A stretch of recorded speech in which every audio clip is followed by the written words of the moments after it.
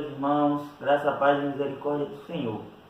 Estamos aqui na Epístola de Filipenses e hoje nós iremos ter a nossa devocional em Filipenses, capítulo 4, versículo do 1 ao 9. Convido você a abrir sua Bíblia em Filipenses 4, versículo do 1 ao 9. Nós iremos ler esse texto por partes e iremos expor por partes desse texto em devocional. E eu convido você a abrir sua Bíblia aí para estar acompanhando. Bom, meus irmãos, nesse texto, Paulo aqui vai fazer as suas últimas recomendações para a igreja. Essa igreja que ele chama da sua igreja querida e a sua coroa e da alegria. Nessa devocional de hoje, nós iremos ver as últimas recomendações de Paulo para essa igreja. O nosso primeiro ponto nós iremos ver que Paulo ele vai listar para os irmãos 4 qualidades que eles deveriam ter. Lá no versículo 1 de Filipenses, capítulo 4, a palavra do Senhor vai dizer assim: portanto, meus irmãos, amados e muito saudosos, minha alegria e minha coroa, sim, amados, permanecer desse modo firmes no Senhor. Meus irmãos, existiam ali nessa igreja alguns problemas doutrinários e alguns problemas de relacionamento pela falta de comunhão dos irmãos. A igreja, ela deve permanecer firme no Senhor por causa de sua herança e a sua vocação celestial. Deve permanecer firme diante de qualquer sinal de desarmonia nos relacionamentos, nos desacordos de pensamentos. Então Paulo, ele vai aqui pedir a primeira qualidade para que os irmãos tenham, que eles sejam firmes, E para que essa firmeza deles cresçam, eles precisam melhorar a sua comunhão como irmãos. Segunda qualidade que Paulo pede aos irmãos, está no versículo 2 e 3, que diz assim a palavra do Senhor: rogo a Evódia e a Sintique que pensem concordiamente ou de maneira harmônica no Senhor. A ti, fiel companheiro de jogo, também peço que auxilie, pois juntas se esforçaram comigo no Evangelho, também com Clemente e com demais cooperadores meus, cujos nomes se encontram no livro da vida. Então, meus irmãos, essas duas irmãs, em vez de buscarem aqui os interesses de Cristo e da igreja, elas lutavam por coisas pessoais, por coisas delas mesmas. A igreja é um corpo e cada membro deve trabalhar em harmonia com os demais para a edificação de todos. Então nós precisamos pensar de maneira harmoniosa, nós precisamos pensar juntos, buscar os interesses, não os nossos, não aquilo que a gente pensa, não a nossa opinião, é o que vai importar diante da igreja do Senhor, mas a edificação do corpo de Cristo. Terceira qualidade que Paulo pede que os irmãos tenham é a alegria. Versículo 4 diz o seguinte: alegrai-vos sempre no Senhor. Outra vez digo, alegrai-vos. Meus irmãos, a alegria, ela é uma ordenança. A alegria não é para nós opção.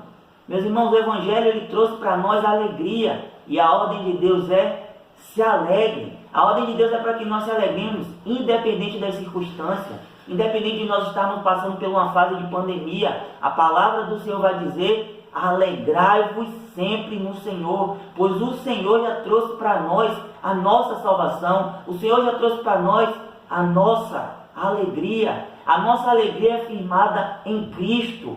Nossa alegria é uma pessoa, não é ausência de problema. Não é uma ausência de problema, ele é uma pessoa que é Cristo Jesus. Uma pessoa sem Cristo, ela pode sim ter momentos de alegria, mas não pode ter a alegria verdadeira que nós, aqueles que somos salvos em Cristo Jesus, podemos ter. Cristo ele nos dá a verdadeira alegria pela sua graça. Por isso que a nossa alegria deve estar firmada em Cristo. A quarta qualidade que Paulo pede é moderação. Versículo 5 diz o seguinte: seja a vossa moderação conhecida de todos os homens. Perto está o Senhor. A moderação tem a ver com o controle de temperamento. Um crente não pode ser uma pessoa explosiva, destemperada e sem domínio próprio. E aqui uma dica para todos nós que estamos passando por essa fase de isolamento social. Estamos ficando muito mais em casa, muito mais com as nossas esposas, nossos filhos. E a palavra do Senhor vai dizer que nós temos que ter controle de temperamento. Então, meus irmãos, nessa fase, que nós possamos não ter explosões de destemperamento e sem domínio próprio, mas que o Senhor, pela sua graça, nos ajude a ser pessoas moderadas, pessoas que controlam o seu temperamento.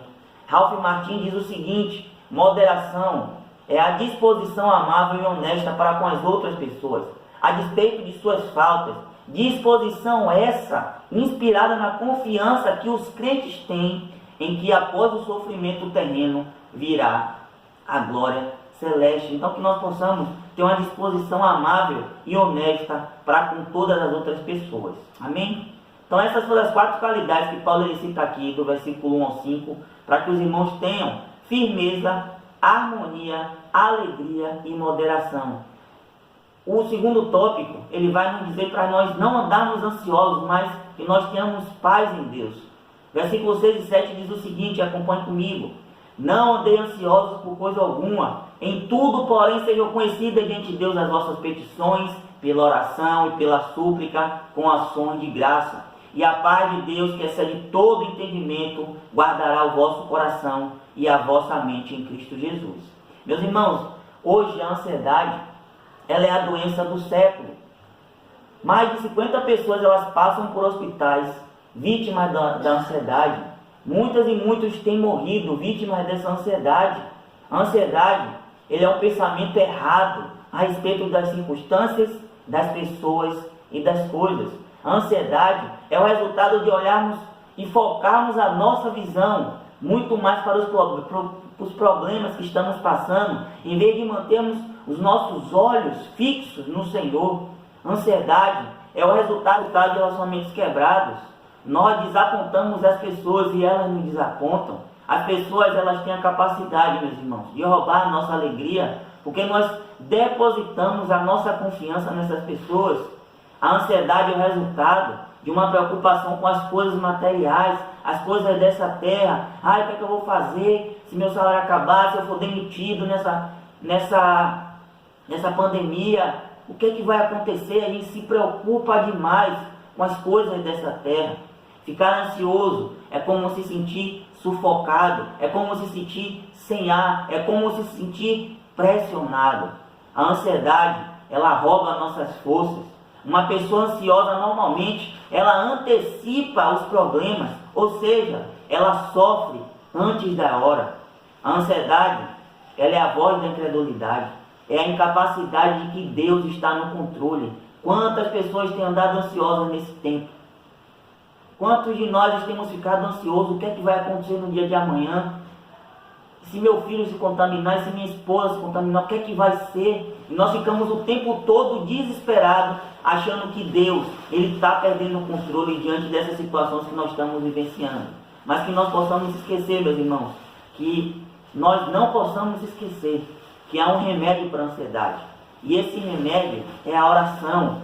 Se a ansiedade é uma doença, a oração é o remédio. Onde há oração, a ansiedade desaparece. Paulo diz que precisamos adorar a Deus quando oramos. Sempre que nos vemos ansiosos, a primeira coisa que nós precisamos fazer é ficarmos sozinhos com o nosso Deus e adorá-lo.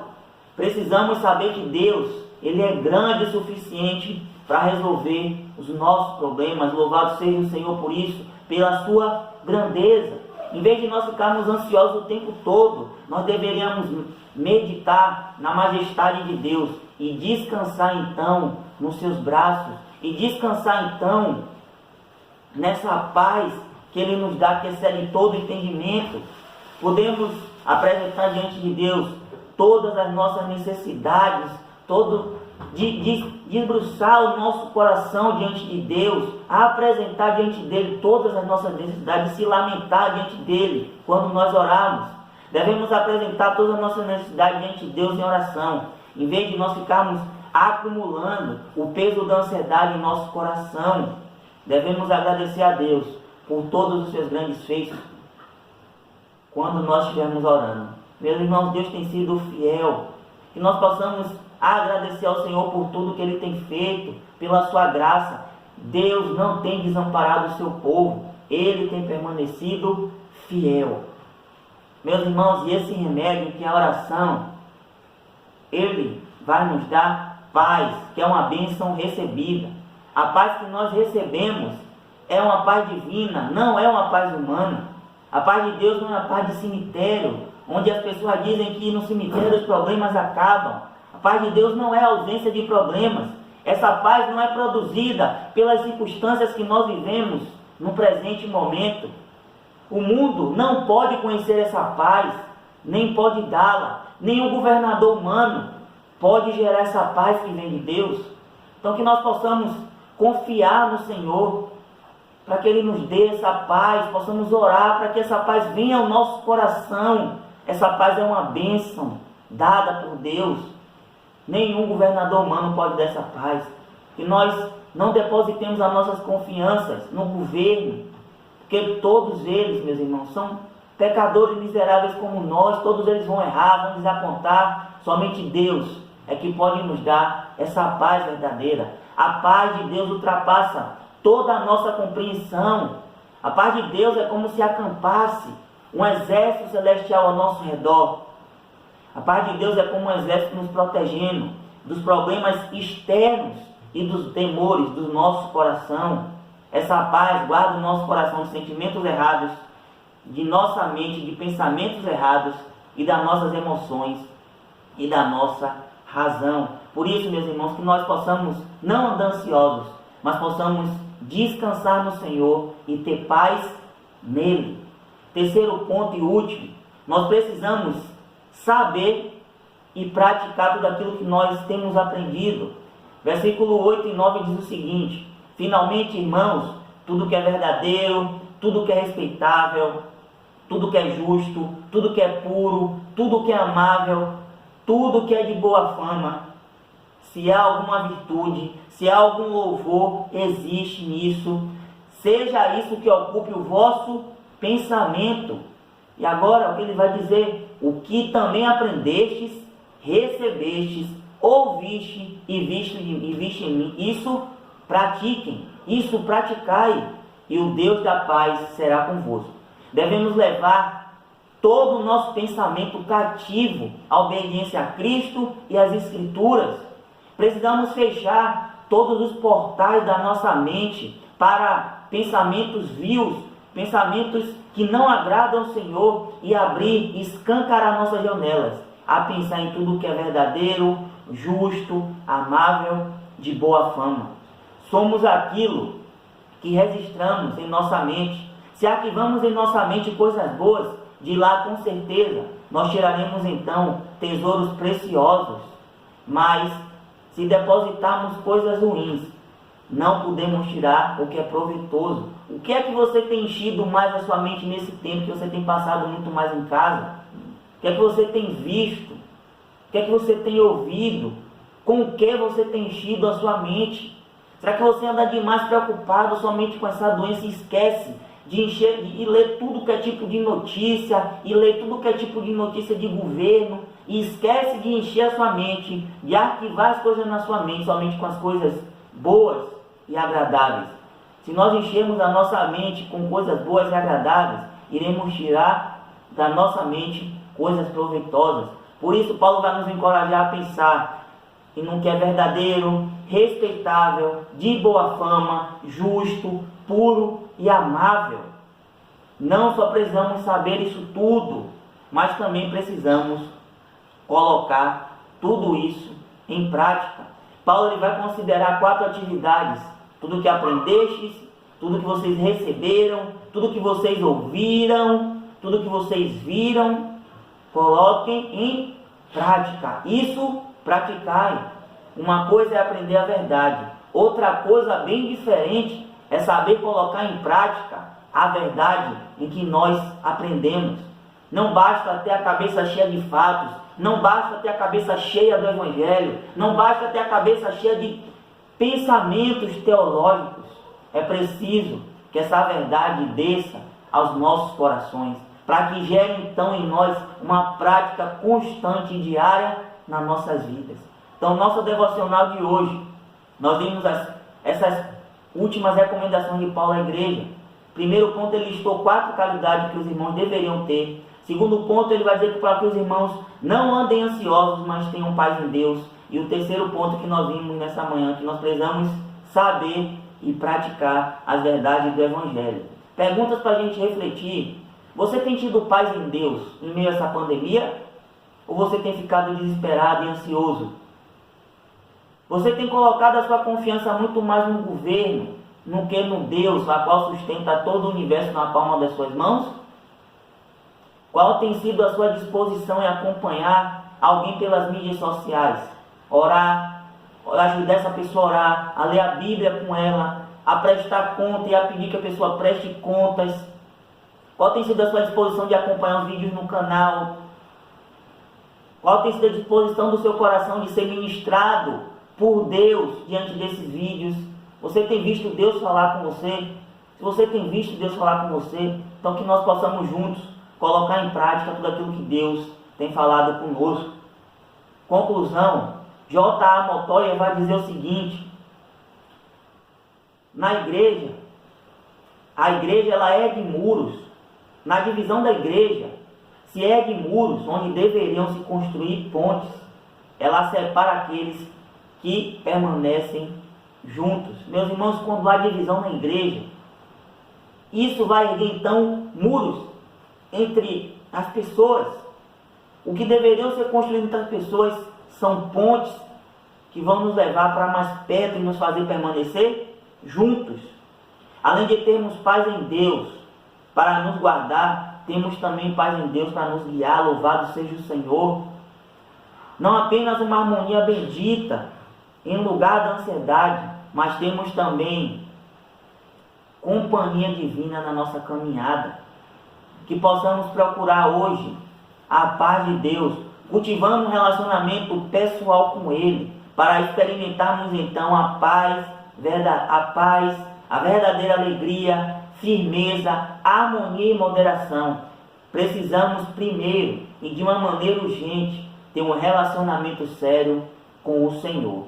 Então, se você tem sentido ansioso, se você tem se sentido desesperado, o nosso Deus, aquele que é soberano, aquele que controla o universo, Ele que nos dá paz, a paz que excede todo o entendimento. Para você que está acompanhando nosso canal, que não se entregou ainda ao Senhor, o mundo, Ele nos dá paz, mas uma paz que tem um começo, um fim, uma paz que começa e termina, que são apenas vestígios de uma verdadeira paz ou uma verdadeira alegria. Mas só podemos ter verdadeira alegria em Cristo, naquele que viveu e morreu por nós na cruz para nos dar livre acesso a Deus. Então que a palavra do Senhor possa ter sido ministrada ao seu coração e que esse conselho de Paulo, aquilo que vocês têm aprendido, aquilo que vocês receberam, ouviram e viram, coloque isso em prática.